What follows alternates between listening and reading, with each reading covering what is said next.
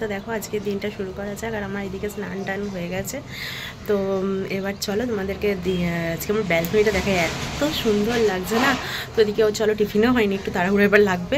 তো ঝটপট করে ব্যালকনিতে এসে খানিক্ষণ দাঁড়িয়েছিলাম। আমার জামা কাপড় দেখেছো, কালকে কত জামা কাপড় কিনেছিলাম, পুরো ভর্তি ব্যালকনিতে জামা কাপড়। তো যাকে চলো দিনটা দেখতে থাকো, তার আগে তোমাদের একবার ব্যালকনিটা দেখিয়ে দিই। ওয়েট, তো এই জবাটা আমার খুব ফেভারিট। প্রতিটা গাছে আজকে একটা দুটো করে ফুল হয়েছে।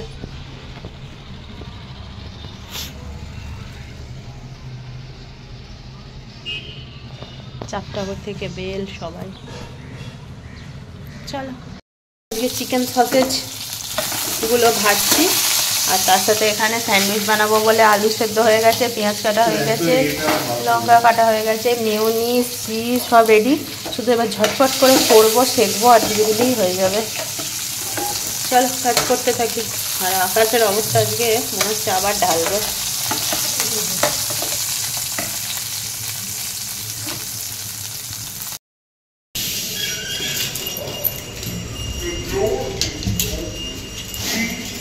চলো সবাইকে টাটা করে দিয়েছি, এবারে আমার ঘরের কাজ শুরু।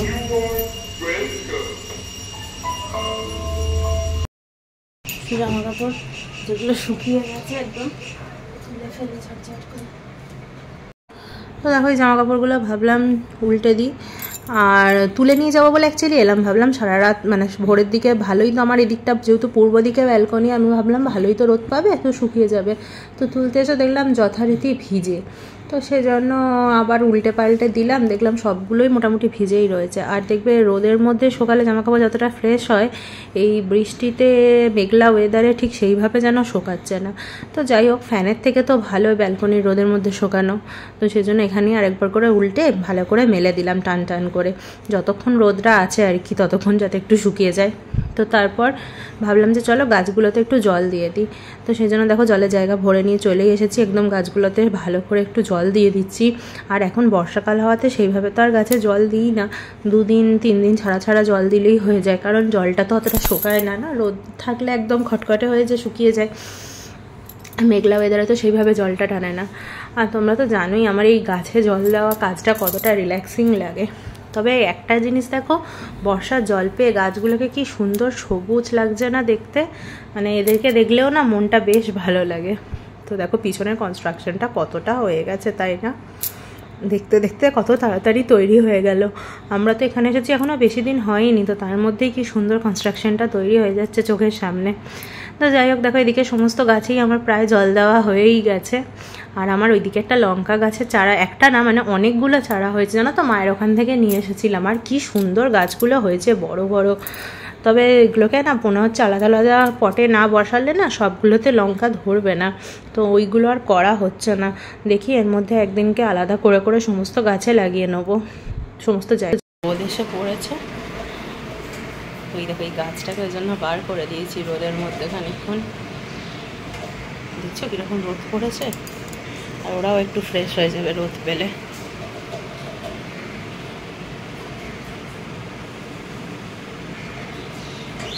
তো তারপর দেখো এদিকে তো দেখলেই বিছানার এবার তুলতে হবে, জানোই এটা আমার রেগুলারের রুটিন। তো চলে এলাম বিছানাটা তুলতে, ওদিকে গাছগুলোকে একটু রোদে নামিয়ে দিয়েছি, মানি প্ল্যান্টগুলোকে। আর দেখো এই যে ব্ল্যাঙ্কেট, অনেকেই ভাববে কি ব্যাপার কেন ব্ল্যাঙ্কেট, কিন্তু ওই যে এসির জন্য না নিলেও ঠান্ডা লাগে, আর বন্ধ করে মানে শুধু চাদরে ঠান্ডা কাটে না। তো সেই জন্য এই যে ব্ল্যাঙ্কেটগুলো গোছানো, মানে রাত্রেবেলা নিতে যতটা গায়ে ঢাকা ভালো লাগে, সকালবেলা গোছাতে ততটাই বিরক্তিকর লাগে। আর এদিকে তো দেখলেই টিভিটা চালিয়েছি, একটু গান তো চালাবোই, গান শুনতে শুনতে কাজগুলো দেখবে তাড়াতাড়ি হয়ে যায়। তো এখানে দেখো আমি তাড়াহুড়ো করে করছিলাম, কারণ আমার না বেশ খিদেও পেয়ে গেছিলো আজকে। আর বিছানাটা দেখবে সুন্দর করে গোছানো হয়ে গেলে ঘর দোর বেশ ফ্রেশও লাগে। আর আজকে না আমার অনেক প্ল্যানও আছে, তো মানে একটু ঘরগুলোকে পরিষ্কার পরিচ্ছন্ন করবো। ইভেন আমি ওই উইকে একদিন করে করেই থাকি, তো ওই রকমই আজকে একটু ডিপ ক্লিন করবো ইচ্ছা আছে। তো এই যে দেখো টিভিটা এতটাই কুটেমো লাগছিলো, টিভিটা ওখান থেকে সুইচ খুঁজছিলাম যে কীভাবে চালাবো, রিমোটটা নিয়ে এসে যে আবার চালাবো, তো সেটা আর ইয়ে হচ্ছিলো না। তো ওখানে টিভির নিচেই যে সুইচ থাকে না, সেটাতেই চালিয়ে দিলাম। আর এদিকে দেখো বিছানার সমস্ত যেগুলো ভাঁজ করার একদম টিপটাপ করে ভাঁজ করে নিয়েছি সুন্দর করে। তো এবার এগুলোকে ঝটঝট করে ড্রয়ারে ঢোকাবো, আর চাদরটা ঝেড়ে নিলেই বিছানাটা আমার সুন্দর ফ্রেশ হয়ে যাবে। তো তারপর এদিকে ভাবলাম চলো বিছানাটা গোছাতে থাকি, আর শেয়ার করলাম না তোমাদেরকে তাড়াহুড়ো করে। আর তারপরে এখানে আমার ব্রেকফাস্টে নিজের জন্য আজকেও স্যান্ডউইচ বানাচ্ছি। সকালে তো দেখলে ওকেও বানিয়ে দিয়েছিলাম সসেজ, আর এদিকে স্যান্ডউইচ বানিয়েছিলাম আলু দিয়ে। আর এই দেখো এই মতিপাকের লাড্ডু মিষ্টিটা নিয়ে এসেছিলাম, এত সুন্দর খেতে হয় না, ভেতরে নারকেলের পুর থাকে, দারুণ লাগে। তো এখানে দেখো স্যান্ডউইচ, মিষ্টি, কলা আর একটুখানি স্কোয়াশ বানিয়ে নিয়েছি। মানে মাঝে মাঝে দেখবে নিজেকেও সুন্দর করে সাজিয়ে গুছিয়ে খেতে দিতে খুব ভালো লাগে। আর ব্রেকফাস্টে যদি আমার পাউরুটি থাকে তাহলে আমার তো মানে আলাদা লেভেলেরই আনন্দ। আরো দুটো পাখি ছিল, টোটাল 3খানা পাখি ছিল, তো উড়ে চলে গেল। তো তারপর দেখো রান্নাঘরে চলে এলাম, যে চলো রান্নাটা এবার করে নেওয়া যাক। কারণ বললামই তোমাদের আজকে আমার একটুখানি ঘরগুলোকে পরিষ্কার করার প্ল্যান আছে। তো সেজন্য ঘর পরিষ্কার করব বলে প্রথমে চলে এলাম আগে রান্নাঘরে, আর ভাতটা বসাবো। আর এখন না দুদিনের ভাত একবারেই করে নিচ্ছি। তো চলো চালটাকে আগে ভালো করে ধুয়ে টুয়ে ভাতটা বসিয়ে দিই। আর এদিকে কিন্তু চিন্তা করতে শুরু করে দিয়েছি যে কি তরকারি করব। এই যে বলি কেউ যদি বলে দেয় যে কি রান্না করতে হবে, কোনো ব্যাপার না, করে দেবো, কিন্তু কি নিজে থেকে করব মাথা ঘামিয়ে, সেটা আর মাথায় আসে না। তো এখানে দেখো ভাতটা বসিয়ে দিলাম। আর তারপরে এখানে ভাবলাম যে চলো ফ্রিজে দুটো কাঁকরোল ছিল, মানে ঘি করলা যেটাকে বলে, সেটা ভেজে দিই। তো কাঁকরোল আর কালকের মাছের মাথা দিয়ে ডালেরও লেফট ওভার অনেকটা আছে। তো কাঁকরোল ভাজা, মাছের মাথা দিয়ে ডাল হোক, আর তার সাথে কিছু একটা করব। তো কি করব অনেকক্ষণ ধরে ভাবলাম। তো বরবটি কিনে নিয়ে আসা হয়েছিল, ভাবছিলাম যে বরবটি তরকারি করব। প্রথমে ভাবলাম আলু বেগুন দিয়ে বড়ি দিয়ে বরবটির তরকারি করব। তারপর হচ্ছে ওই একটা সবজি আমার একদমই ভালো লাগে না খেতে। তো ভাবলাম চলো তাহলে ওটা ভাজা করা যাক। আর ভাজা করতে গিয়ে সে যা রান্না করেছিলাম সে আর না বলাই বেটার। তো এখানে দেখো বরবটিগুলো কি সুন্দর করে গোল গোল করে কেটে নিচ্ছি। আর ওই চাকুটাতে না অতটা ভালো কাটা হচ্ছিল না, তো সেই জন্য দেখো চাকুটা চেঞ্জ করে আবার এই চাকুটা দিয়েই কাটার চেষ্টা করলাম, কিন্তু এটাতেও হলো না বলে আবার পুরোটাতেই ফেরত গেলাম। তো এদিকে দেখো এগুলোকে ভালো করে ধুয়ে নিয়েছি। আর কড়াইয়ের মধ্যে বেশ খানিকটা তেল আর একটু নুন আর হলুদ একবারে দিয়ে তার মধ্যেই কাঁকরোলগুলো দিয়ে দিলাম। আর দেওয়ার পর নুন হলুদটা দেওয়ার পর না মনে হলো হলুদটা যেন একটু কম হয়েছে, তো সেজন্য আবার একটুখানি নুন আর হলুদ আলাদা করে ওপর থেকেও ছড়িয়ে দিয়েছিলাম। আর এই কাঁকরোল ভাজা কার কার ভালো লাগে খেতে অবশ্যই কমেন্ট করবে, হ্যাঁ। আর এর মধ্যে একদিন আমি কাঁকরোল দিয়ে পোস্তও করেছিলাম, বেশ ভালোই লাগছিল খেতে। তো যাই হোক তারপর ভাবলাম চলো তাহলে আজ একটু বরবটি আলু ভাজাও করব। তো তারপরে বরবটি আলু ভাজা করেছিলাম, কিন্তু তরকারিটা নিজের তরকারি নিজেই খেতে পারিনি, এত জঘন্য রান্না করেছিলাম।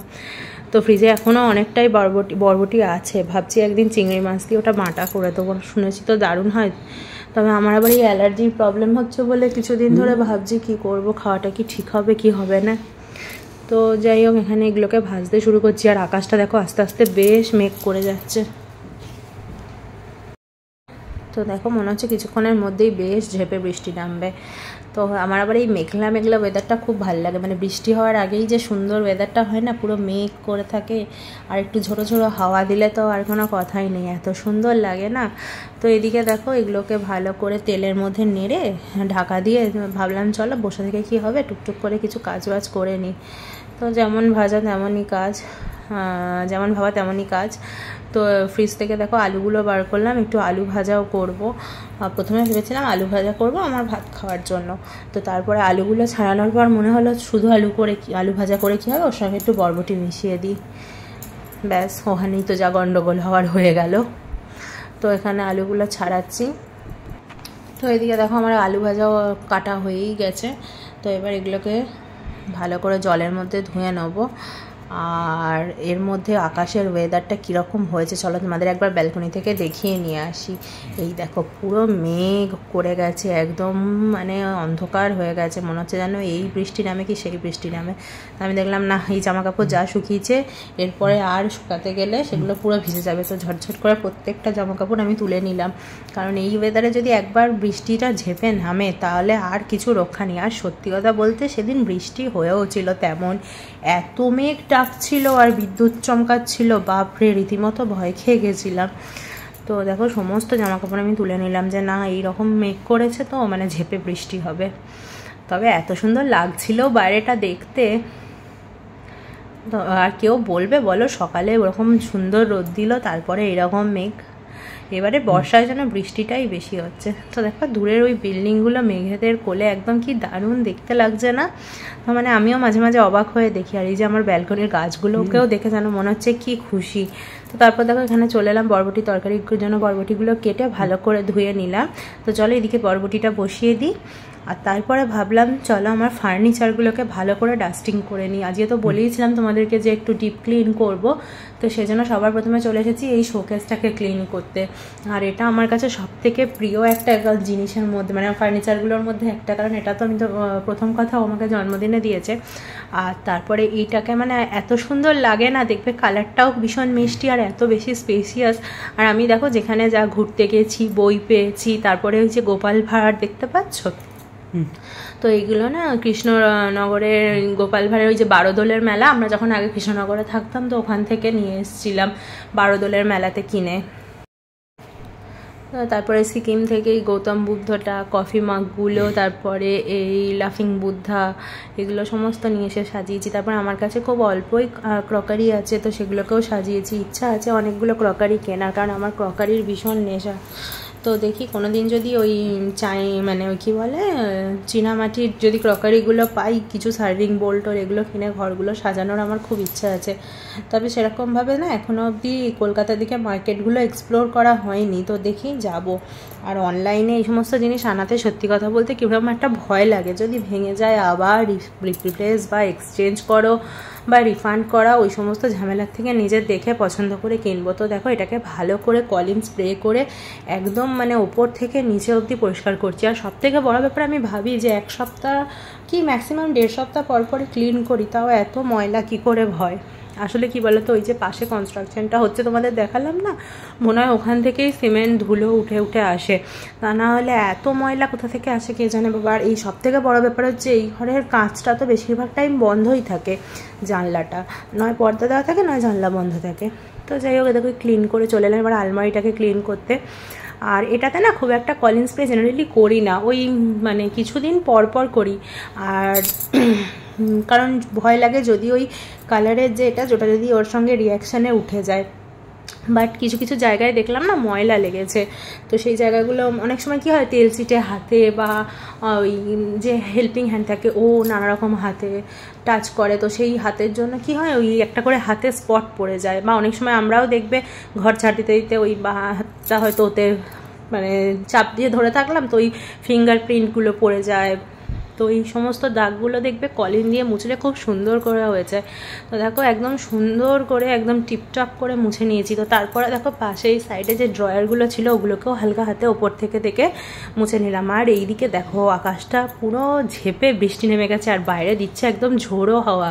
তো বৃষ্টিটা হয়তো তোমরা বুঝতে পারছো না, কিন্তু একদম ঝেপে বৃষ্টি হচ্ছে। এদিক ওদিক ঘুরিয়ে তোমাদের দেখানোর চেষ্টা তো করলাম, কিন্তু বোঝা যাচ্ছে না একদমই। ওই ঘরের বড় বড় ফার্নিচারগুলো ক্লিন করার পর চলে এলাম এই ঘরের টিভিটাকে ক্লিন করতে। আর এই ঘরের অতটাও না ধুলো পড়ে না, কারণ এই ঘরের জানলাটা তো বেশিরভাগ টাইম বন্ধই থাকে যেহেতু এসি চলে, আর সেরকমভাবে অতটা ধুলো হয়ও না। তো এই দেখো হালকা হাতে ভালো করে টিভিটা মুছে নিচ্ছে। আর টিভিতে না আমি কলিন স্প্রে করি না, কারণ ভয় লাগে, কারণ যেহেতু পার্টসগুলো ইলেকট্রনিক অ্যাপ্লায়েন্স তো মনে হয় যদি নষ্ট হয়ে যায়। তো এগুলোকে ওই হালকা শুকনো কাপড় দিয়ে ডাস্ট করে নিলেই ভীষণ সুন্দর পরিষ্কার হয়ে যায় একদম নতুনের মতো। তো এখানে দেখছি তারগুলো কীরকম লাগছে না, চোখে লাগছে। তো ভাবছিলাম যে কীভাবে ডেকোরেট করা যায়। তো তোমাদের কারোর কাছে কোনো আইডিয়া থাকলে আমাকে একটু প্লিজ শেয়ার করো তো, যে টিভির এই জায়গাটাকে কীভাবে সুন্দর করে ডেকোরেট করা যায়। তবে হ্যাঁ মানে দেয়ালের ক্ষতি হবে না এরকম কোনো আইডিয়া দিও। তো তারপরে দেখো এই ওয়াল হ্যাঙ্গিংগুলোও ক্লিন করতে চলে এলাম। আর এগুলো যেহেতু ভীষণ লাইট কালার না, খুব ভালো করে মাঝে মাঝে না মুছে নিলেই না এর ওপরে এত ধুলো পড়ে যাবে যে তখন আর কিছু করা যাবে না। তো আমি ভাবছিলাম নিশ্চয়ই এগুলোকে ওয়াশ করা যায়, পরে দেখলাম যে না ওই নটগুলো তাহলে ওপেন হয়ে যাবে ওয়াশ করতে গেলে।